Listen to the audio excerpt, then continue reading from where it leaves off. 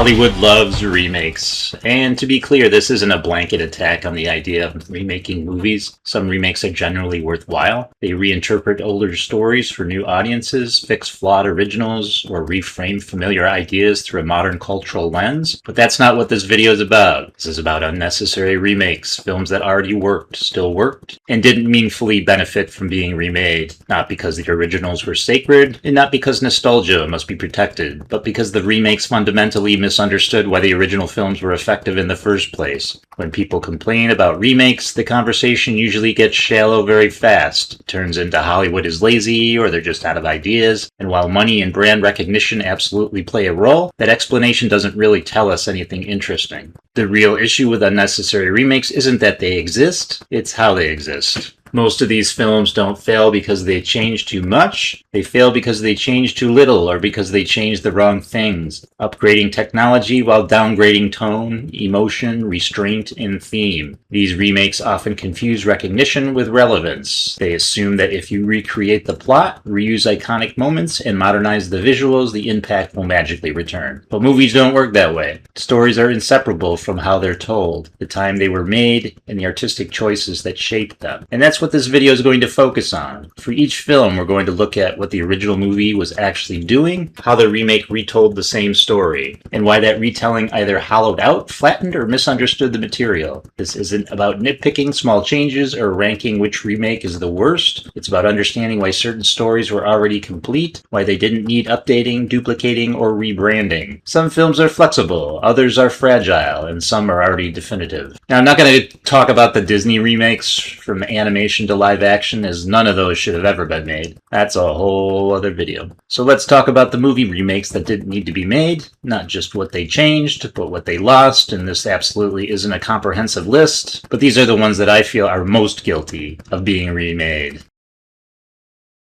Poltergeist. The original film came out in 1982. Poltergeist begins deliberately mundane. The Freeling family is comfortable, suburban, middle class, and emotionally believable. Their house is modern, cozy, and safe. Spielberg and Hooper spent significant time letting the audience settle into this normalcy. Children watching TV, parents joking, familiar domestic rhythms. When strange phenomena begin, they are initially playful rather than terrifying. Furniture moves, a child speaks to the television static. The horror escalates gradually, allowing curiosity to turn into unease, then fear. Crucially, the film centers parental terror, not the supernatural itself, but the existential fear of losing a child. Once Carol Ann is taken into the other dimension, the film becomes emotionally focused. Every supernatural event exists to reinforce the same terror, the fragility of safety, and the helplessness of loving parents against forces they don't understand. The effects are impressive for their time, but they are used sparingly and always in service of story and tension. The climax is chaotic but earned. The house consuming itself feels like the inevitable consequence of destabilized normalcy. The remake came out in 2015. The remake follows nearly identical story beats. The family moves into a suburban home. Their daughter communicates with unseen forces. Paranormal activity increases. The child is taken. Experts are called in. However, the remake accelerates everything. Strange events appear almost immediately, leaving little time for audience identification with the family. Rather than escalation, the film opts for constant stimulation. Loud sound design, aggressive camera movement, and heavy CGI spectacle. Personal horror becomes abstract. The psychic experts, instead of heightening uncertainty, resolve it too efficiently. The emotional core, parents unraveling under terror, is never allowed to dominate because spectacle constantly interrupts it. Where the original lets the audience sit in dread, the remake refuses silence. Why is the remake unnecessary? Nothing about modern suburban life is meaningfully reinterpreted. Surveillance technology, digital parenting fears, social anxiety, none are explored. The remake modernizes effects but not ideas, replacing emotional escalation with sensory overload. This remake misidentifies what made Poltergeist effective. It assumes the ghost effects were the point. They weren't. The family was. The original Psycho came out in 1960. Psycho opens deceptively like a crime drama. Marion Crane steals money and flees, and Hitchcock deliberately aligns the audience with her moral anxiety. The tension comes from identification. We fear for Marion, not because she's innocent, but because she's human. When she stops at the Bates Motel, the film slows down. Norman Bates seems awkward but polite, living under the oppressive shadow of his unseen mother. Their conversations are loaded with discomfort and repression. Hitchcock uses silence, framing, and off-screen space to suggest danger without showing it. Then the movie commits its most radical act. Marion is murdered halfway through the film. The story itself collapses. There is no safety and no clear protagonist anymore. From there, the horror becomes psychological, culminating in the revelation that Norman has internalized his mother as an alternate personality. The film is about voyeurism, repression, and the violence lurking beneath social normalcy. The remake came out in 1998, and the remake tells the exact same story with no structural change. Marion still steals the money, she still arrives at Bates Motel, she still dies in the shower, Norman is still revealed in the same way. But the audience's relationship to the story is fundamentally different. Every major beat is anticipated. The tension Hitchcock built by manipulating expectations cannot be replicated because expectation no longer exists. The remake does not use modern culture, technology, or psychology to re-examine Norman or voyeurism. It simply reenacts the events. Why is it unnecessary? The remake does not interpret Psycho, it embalms it. It demonstrates that copying form without context produces a sterile artifact. The originality of Psycho was not its plot, but its rupture of storytelling rules, something a shot-for-shot remake cannot recreate. The 1959 Ben-Hur is constructed as a true epic, not just in scale, but in time, patience, and more weight. Judah Ben-Hur's story is not simply about betrayal and revenge. It is about how suffering slowly rewires belief. Judah begins the film as a proud Jewish prince living under Roman rule, whose life is shattered when his childhood friend, Messala, now a Roman officer, betrays him to secure his own political power. Judah is condemned to slavery, his family imprisoned, and his entire identity erased. This is not portrayed as a quick, inciting incident. The film lingers on humiliation, exhaustion, and despair. Judah's hatred is not theatrical. It is cultivated through prolonged injustice. The film gives enormous narrative space to Judah's suffering. His time as a galley slave is not just a plot device. It functions as a crucible. He is stripped of autonomy, identity, and hope. When he survives naval combat and later becomes wealthy through racing,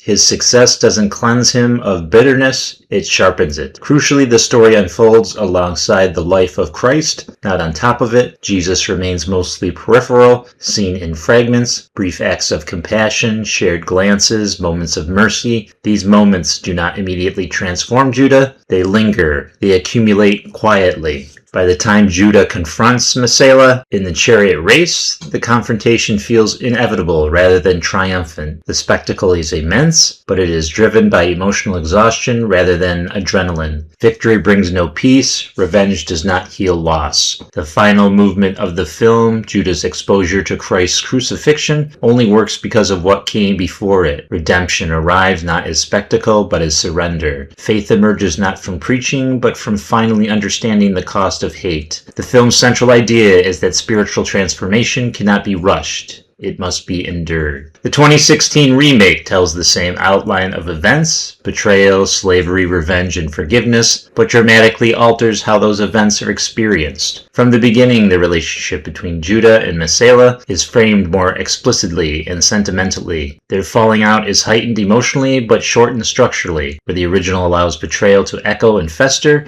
the remake moves quickly to plot resolution. Judah's suffering is compressed, his enslavement is shorter, his rise back to prominence is faster. The film continually pushes forward, prioritizing momentum over reflection. As a result, Judah's hatred feels reactive rather than deeply internalized. The religious elements are also far more explicit. Where the 1959 film allows Christ's influence to sleep into the narrative indirectly, the remake verbalizes faith repeatedly. Characters speak to themes aloud. Forgiveness is encouraged instead of discovered. The chariot race, though visually modernized, arrives before Judah's emotional journey feels complete. It plays less like an emotional reckoning and more like a narrative checkpoint. The aftermath moves almost immediately towards reconciliation and short-circuiting the internal conflict that previously defined the story. By the time Judah forgives Mesela, the moment feels appropriate but not inevitable. The audience understands the message but doesn't feel the transformation. Why the remake is unnecessary? Ben-Hur is not a story that benefits from compression. It is, by design, a meditation on time. Time spent suffering, time spent feeling resentment, time spent resisting mercy. The original film understands that spiritual redemption is not a plot point. It is a process, one that requires patience, repetition, silence, and exhaustion. The remake trims that process for efficiency. It modernizes pacing but loses meaning. It explains faith instead of dramatizing it. It assumes audiences will feel transformation because the story tells them it happened, not because they watched it unfold. Some stories are built like short novels. Ben-Hur is built like scripture. Reduce the duration and you reduce the gravity. That's what makes the 2016 remake unnecessary, not disrespectful, just structurally incompatible with what the story needs to be.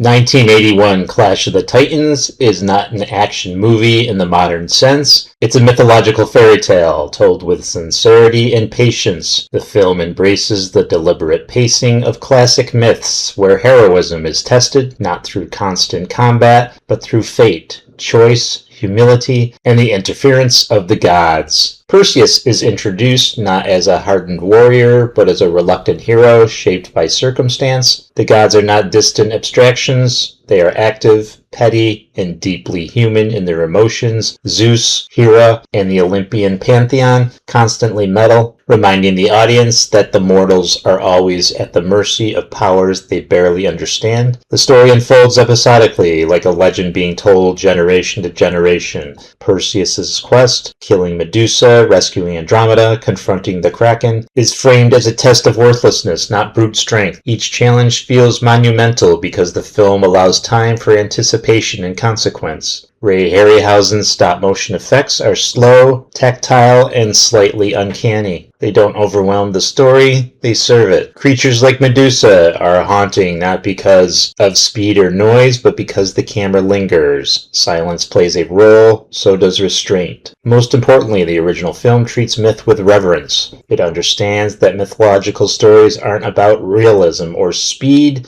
they're about archetypes, destiny, and moral trials. The 2010 remake restructures Clash of the Titans into a contemporary action blockbuster. Perseus is immediately reframed as a hardened, angry warrior defined by resentment towards the gods rather than humility before fate. The gods themselves are reimagined as distant, glowing abstractions, visually spectacular but emotionally hollow. Their petty personalities, central to the original, are minimized in favor of spectacle. Their influence becomes a plot mechanic rather than a thematic force. The story still hits the same mythological landmarks, Medusa, the Kraken, Andromeda, but the journey between those points is radically accelerated. The film rushes from set piece to set piece, rarely lingering long enough for mythic weight to settle in. Combat is louder, faster, and more frequent, but less meaningful. Medusa's encounter, once suspenseful and eerie, becomes another effects-driven action scene. The Kraken, formerly a looming symbol of divine wrath, becomes a boss fight. Even Perseus's arc is simplified. His transformation is stated outright through dialogue rather than earned through trials. The conflict between man and gods is framed in modern blockbuster terms: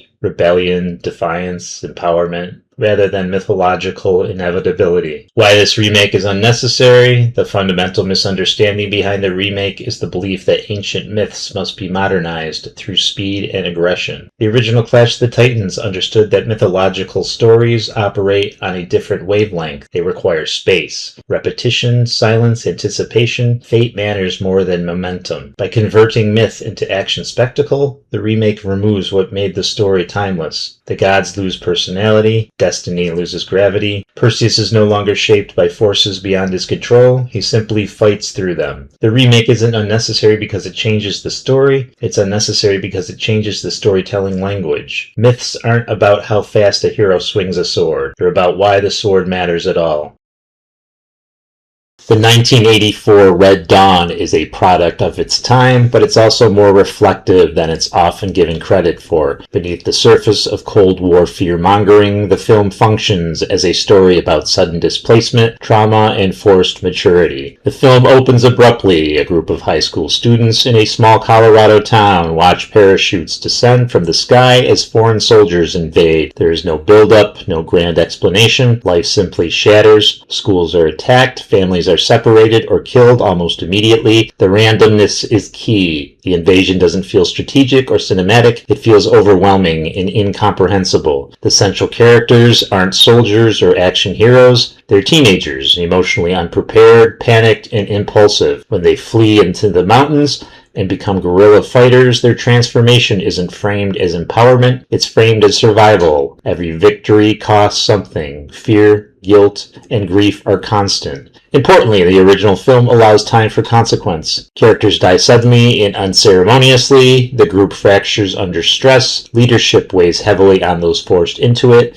The idea of resistance isn't romantic. It's grim, exhausting, and fueled more by loss than ideology. Even the film's nationalism is rough and unpolished. Patriotism isn't expressed through speeches or slogans. It's conveyed through desperation and attachment to home. The film is less about triumph and more about what invasion does to civilians, especially children. The 2012 remake tells the same basic premise. Foreign invasion leads a group of young people to mount a resistance, but reframes nearly every element through a modern action movie lens. The invasion is bigger, cleaner, and more spectacular. The explanation is clearer. The world feels less chaotic and more narratively controlled. The shock of sudden collapse is replaced with recognizable blockbuster pacing. The characters themselves are fundamentally different. They are older, more confident, and more action-ready. Their transition into resistance fighters happens quickly, with far less psychological resistance or fragmentation.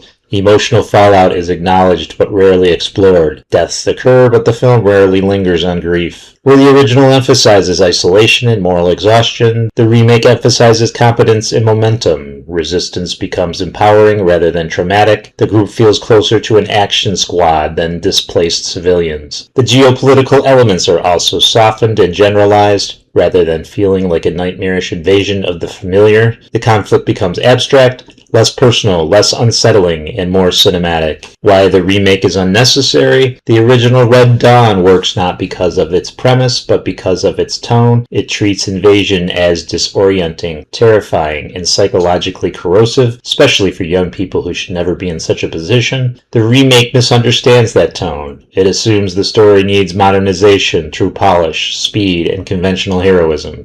In doing so, it loses the rawness that made the original unsettling. By making the characters more capable and the narrative more controlled, the remake removes the core horror, the sudden collapse of normal life, and the trauma of being forced into violence. Like many unnecessary remakes, Red Dawn doesn't fall because it's different. It falls because it removes the discomfort that gave the story weight. Some stories aren't meant to feel cool or empowering. They're meant to feel wrong. Carrie, 1976. Brian De Palma's Carrie is fundamentally a tragedy disguised as horror. While the film includes supernatural elements, its real focus is psychological cruelty. How isolation, repression, and humiliation accumulate until violence feels inevitable rather than shocking. Carrie White is introduced not as a monster, but as a profoundly vulnerable teenager. She is socially awkward, emotionally stunted, and raised by an abusive, religiously fanatical mother who frames puberty and sexuality as sin. The opening locker room sequence is crucial. Carrie's first menstruation is treated as a public humiliation rather than a natural moment, cementing her total lack of agency over her own body. The high school environment offers no refuge. Carrie is mocked, tormented, and dehumanized by her peers. The cruelty is mundane and systemic. Laughter, whispers, and casual humiliation. Importantly, the film spends time lingering in this discomfort. De Palma allows scenes to stretch uncomfortably long, reinforcing how inescapable Carrie's isolation is. Carrie's telekinesis develops quietly. frequently, often coinciding with moments of emotional overload rather than rage. Feels less like a superpower and more like psychological overflow, the body reacting to trauma when language fails. The prom sequence works not because of spectacle, but because of false hope. For the first time, Carrie experiences acceptance. The happiness is tentative, fragile, and painfully sincere. When the pig's blood is dropped on her, the violence of the betrayal lands with devastating force. The destruction that follows isn't framed as triumph. It's chaotic, frightening, and tragic. Carrie does not become empowered. She collapses under the weight of everything she's endured. Even her revenge feels less like justice and more like emotional annihilation. The film ends not with catharsis, but with lingering unease. Carrie is both victim and disaster, and that duality is what gives the story its power. The 2013 remake largely retells the same story, but approaches it through a contemporary lens that unintentionally reshapes its meaning. Carrie is portrayed as more conventionally sympathetic and socially aware. Her telekinesis appears earlier and is framed as something she practices and understands. The film emphasizes control rather than repression, subtly moving Carrie away from being overwhelmed by emotion and closer to becoming an empowered figure. The bullying she experiences is modernized, involving cell phones and viral humiliation, but paradoxically feels less intimate. Cruelty becomes louder and more performative, less psychological.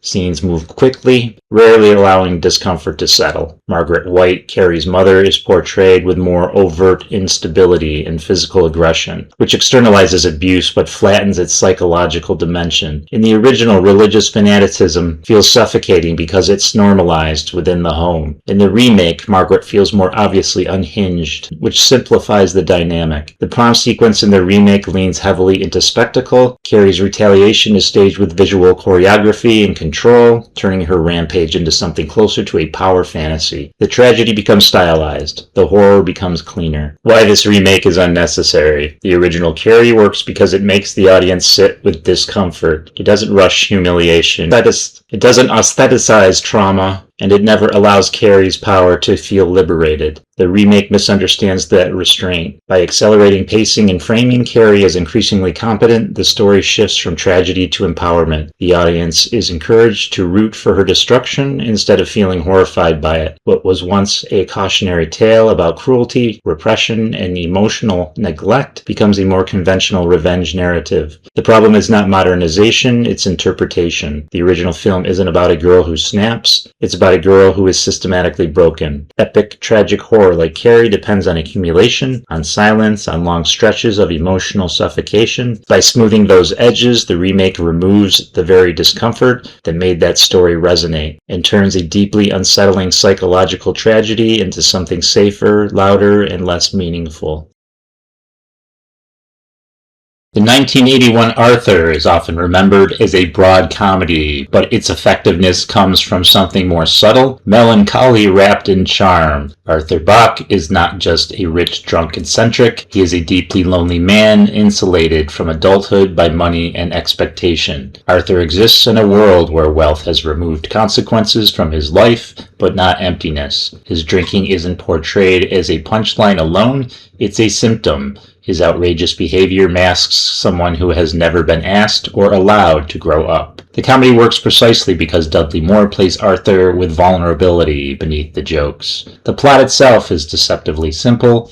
Arthur is expected to marry a wealthy woman he doesn't love to preserve his inheritance. When he meets Linda, a working-class woman with integrity and independence, he's forced to confront a version of himself that money can't protect. Linda doesn't fix Arthur, she exposes him. Crucially, the film allows Arthur to be undeserving for most of its runtime. He's selfish, irresponsible, and emotionally underdeveloped. His transformation is slow and uncertain. Choosing love over money isn't celebrated as a grand romantic gesture, it's framed as terrifying.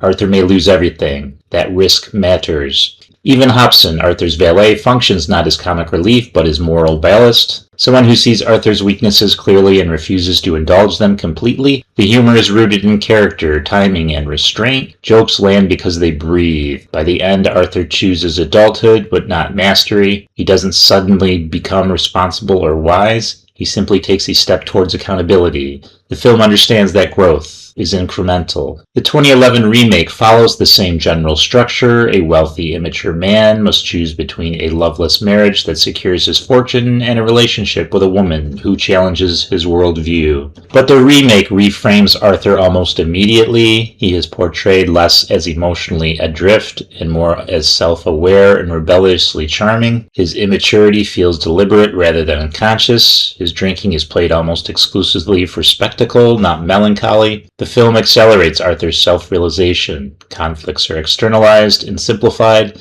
The stakes of losing wealth are softened, and Arthur's privilege is treated with a lighter hand. Where the original lets wealth feel isolating and corrupting, the remake treats it as an obstacle course Arthur can navigate with enough confidence. Linda's counterpart also changes in function. Rather than confronting Arthur's flaws through quiet moral presence, her influence is more explicit and less challenging. She wants Arthur to be better, and the film ensures he largely already is. Comedically, the remake is louder and broader. Jokes are frequent and overt. There's little negative space, little time for discomfort or introspection. Emotional beats arrive quickly and resolve even faster. Why this remake is unnecessary. The original Arthur works because it understands that comedy can coexist with sadness, and that character growth requires tension. The remake mistakenly assumes audiences need Arthur to be likable sooner, clearer in his morality, and steadier in his arc. By smoothing his rough edges and accelerating his redemption, the film removes what made his choice meaningful. Arthur's decision in the original cost him something. In the remake, it mostly confirms what he already was. This is the central failure of the remake. It confuses charm with depth. The 1981 Arthur isn't about a rich man choosing love. It's about a man choosing adulthood, knowing he might fail. That kind of story needs patience, it needs uncertainty, and it needs discomfort. By sanding those down, the remake doesn't insult the original, it simply proves it didn't need to exist. The 1982 Annie is a Broadway adaptation, but its success comes from how seriously it takes its emotional core beneath its musical brightness. At its heart, Annie is a story about abandonment, optimism as survival, and the longing for stability, wrapped in rehearsed cheerfulness. Annie is introduced as an orphan who has been raised in an overcrowded, joyless institution run by Miss Hannigan, whose cruelty is played broadly but rooted in neglect rather than outright villainy. The orphanage is grim, loud, and crowded, a place where childhood feels stalled. Annie's optimism isn't whimsical, it's defensive. Tomorrow functions not as a naive hope, but as an emotional self-preservation. When Annie spends time with Daddy Warbucks, the contrast is stark. Warbucks' mansion is vast, orderly, and emotionally empty. He has wealth, power, and influence, but no personal fulfillment. Their relationship develops slowly through shared loneliness rather than instant sentimentality. Warbucks doesn't immediately become nurturing, and Annie doesn't immediately trust him. Crucially, the original film allows absence to remain painful. Annie never forgets her parents. Her optimism exists alongside sadness. Even when comfort arrives, she doesn't stop wanting what was lost. The fantasy of belonging is complicated by reality. Musically, the film balances spectacle with stillness. Songs often interrupt bleakness rather than erase it. The performances lean theatrical, but emotion accumulates gradually rather than being forced. By the end, Annie isn't about rescuing a child from poverty. It's about creating family out of mutually emotional need, without pretending the pain that came before never existed. The 2014 remake radically reframes Annie from a Depression-era fable into a contemporary, upbeat, pop-oriented reimagining. The musical numbers are modernized, louder, faster, and far more constant. Optimism becomes a tone rather than a survival mechanism. Annie herself is recharacterized as confident, savvy, and emotionally resilient from the start. While still an orphan, she is portrayed less as a neglected child coping through hope and more as a naturally empowered protagonist. Her vulnerability is minimized in favor of charisma, making her less shaped by circumstance and more innately self-assured. The relationship with Daddy Warbucks' counterpart, now a billionaire political figure, is expedited and flattened. Their connection is framed more through optics, image management, and media narrative than intimate emotional discovery. The sense of mutual loneliness that defined the original relationship is largely absent. Miss Hannigan's cruelty is softened and the orphanage is depicted with less emotional weight. It functions more as a setting than a psychological environment. Consequences of abandonment are acknowledged but rarely lingered on. Rather than letting longing persist, the remake resolves emotional conflict quickly. Pain exists briefly, but is consistently overridden by spectacle, humor, and musical momentum. Why this remake is unnecessary. The original Annie works because it understands that optimism without pain is meaningless. Annie's hope isn't inspirational because it's bright. It's inspirational because it survives neglect, loneliness, and disappointment. The remake misunderstands that balance. By presenting Annie as emotionally whole from the beginning, optimism becomes personality instead of necessity. By accelerating relationships and softening deprivation, the story loses its emotional contrast. What was once about earning warmth after cold becomes a feel-good reassurance that everything will work out because the protagonist deserves it. Annie is not meant to be an empowerment fantasy. It's meant to be earned joy. The 1982 film allows sorrow and hope to coexist. The remake rushes past sorrow to get to spectacle. That's what makes the remake unnecessary. Not offensive, not misguided, but emotionally diluted. It updates visuals and sound while quietly removing the vulnerability that gave the story meaning in the first place. The 1990 Flatliners is built around a simple, disturbing question. What if curiosity about death came with moral consequences? While the premise is rooted in science fiction, the film is primarily psychological horror wrapped in a medical drama. The story follows a group of ambitious medical students who become obsessed with near-death experiences. Using clinical precision, they intentionally flatline themselves, then are revived by their peers in controlled conditions. At first, the experience is framed as transcendental. Those who return report flashes of memory, heightened perception, and feelings of euphoria. Death appears enlightening rather than frightening, but the film's tone slowly fractures. As each student pushes further, staying dead longer, the experience begins to dredge up unresolved guilt from their pasts. These manifestations aren't abstract fears or vague nightmares. They are personal wrongs, deeply tied to moral failure, shame, or cruelty. One student is haunted by a childhood act of bullying. Another is confronted with fatal medical negligence. These hauntings are specific, intimate, and rooted in character. The horror is not the afterlife itself, but the moral reckoning. Death becomes a mirror, forcing the characters to confront that intelligence and ambition don't absolve cruelty. Importantly, the film takes its time. Characters don't immediately realize the cause of their torment. Guilt doesn't collapse neatly into metaphor. The consequences escalate slowly, allowing dread to grow organically. When redemption arrives, it comes through acknowledgement and accountability, confession, apology, and acceptance, not through action spectacle. The film argues that knowledge without humility is dangerous, and that violating death itself carries ethical weight. The 2017 remake follows the same basic premise. Medical students deliberately induce near-death experiences to explore consciousness beyond death. The characters pursue increasingly longer flatlines, documenting heightened mental abilities and altered perception. However, where the original treats near-death as morally destabilizing, the remake reframes it as tech-enabled experimentation. The process feels cleaner, more procedural. The characters are immediately competent and self-aware, and ethical hesitation is minimal. When consequences emerge, they are framed less as guilt-driven manifestations and more as supernatural horror mechanics. Visions appear faster, louder, and with overt menace. Rather than creeping psychological pressure, the film leans on jump scares, visual distortions, and physical threat. The guilt itself is simplified. Where the original allowed shame to feel corrosive and difficult to admit, the remake externalizes guilt quickly and explicitly. Characters articulate their wrongdoings easily, often resolving emotional conflict rapidly, once revealed. Redemption becomes procedural rather than spiritual. Acknowledgement fixes the problem. Confession solves the haunting. Moral reckoning is treated like troubleshooting rather than transformation. The film moves briskly from idea to consequence to resolution, prioritizing pacing and immediacy over lingering unease. Why this remake is unnecessary? The original Flatliners works because it understands that guilt is rarely cinematic. It's quiet. It lingers. It resists resolution. The horror comes from the fear that some things cannot be undone, not even by intelligence, medicine, or good intentions. The remake misunderstands this and attempts to modernize fear through aesthetics rather than psychology. Visual intensity replaces moral weight. Speed replaces dread.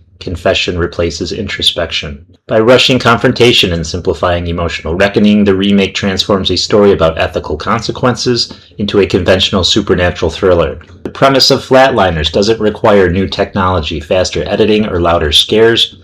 It requires patience. Time for guilt to metastasize into terror. The original film asks, what happens when knowledge outpaces responsibility? The remake answers too quickly, and in doing so removes the very unease that made the question worth asking.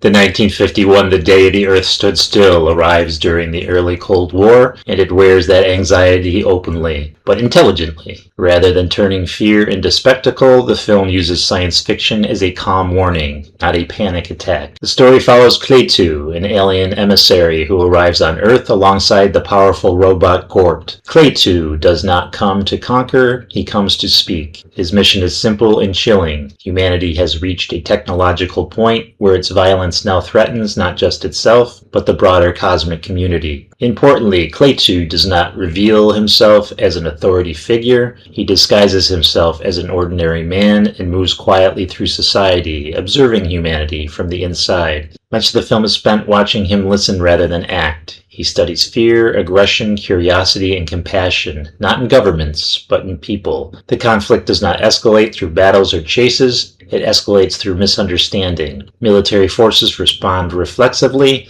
with violence. Politicians posture, fear spreads faster than facts. The threat humanity poses is not power, but immaturity. Gort the robot is not a monster, he is a deterrent. He exists as a last resort, embodying a simple truth. Force only appears when conversation fails entirely. Claytu repeatedly tries to prevent that outcome. The film's message is direct but restrained. Humanity is not evil, it is reckless. The ultimatum is not punishment, but accountability. Evolve past violence or be removed for the greater good. The tone remains subdued throughout. Even the famous title moment, when Earth's technology shuts down briefly, is quiet, eerie, and contemplative, rather than catastrophic. The film trusts the audience to sit with existential discomfort. This is science fiction as moral thought experiment. The 2008 remake retains the basic premise: an alien visitor arrives to warn Earth, but dramatically alters the focus and emotional framing. Here, Claytu is more or less observer and far more judge. His mission is not primarily about humanity's violent tendencies toward one another, but about ecological destruction.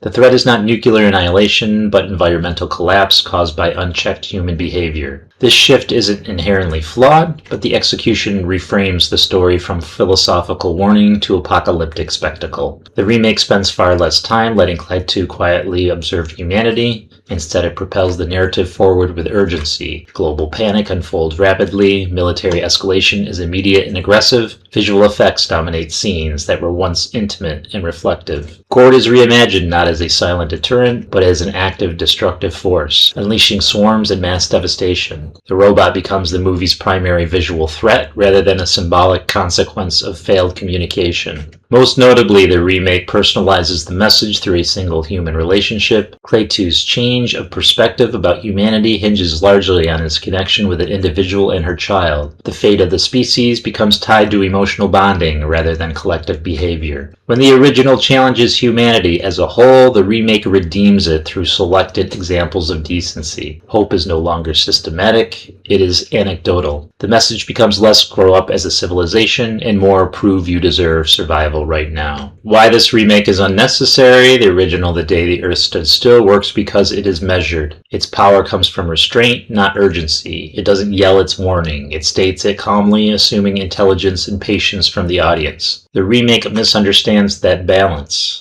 By modernizing the threat through scale, speed, and visual destruction, the film trades contemplation for immediacy. The warning becomes louder but less thoughtful. The focus shifts from collective responsibility to individual redemption, which softens the original's challenge. In the 1951 film, humanity must change its trajectory or face consequences. In the remake, humanity must demonstrate worthiness and is quickly forgiven. What made the original resonate was the confidence that ideas alone were terrifying enough. The remake assumes modern audiences require catastrophe to pay attention. This makes the remake unnecessary not because it updates the message, but because it simplifies it. Some warnings lose their power when shouted, some stories are strongest when they trust silence. The 1951 The Day the Earth Stood Still didn't need to be modernized. Its message was already uncomfortably timeless. When people talk about unnecessary remakes, the conversation usually ends with frustration, with money, with studios, with nostalgia exploitation. But what all of these films really show is something much simpler and much more revealing. Most of these remakes weren't made because the originals were broken. They were made because the originals were misunderstood. Over and over again, we see the same pattern. Studios mistake plot for meaning. They assume stories can be upgraded like hardware, faster pacing, bigger effects, modern aesthetics, without asking what the original film was actually doing. And in the process, they strip away the very elements that made those stories resonate in the first place. Ben-Hur wasn't about spectacle, it was about endurance. Clash of the Titans wasn't about action, it was about myth and fate. Carrie wasn't fantasy, it was tragedy. Red Dawn wasn't empowerment, it was trauma. Annie wasn't optimism, it was survival. Arthur wasn't charm, it was arrested development. Flatliners wasn't science fiction, it was moral reckoning. The Day the Earth Stood Still wasn't spectacle, it was warning. And that's why these remakes feel hollow. They don't fail because they change too much, they fail because they change the wrong things. They smooth discomfort, they rush transformation, they explain what should be experienced. They replace patience with efficiency and assume modern audiences won't sit with ambiguity, silence, or slow emotional consequence.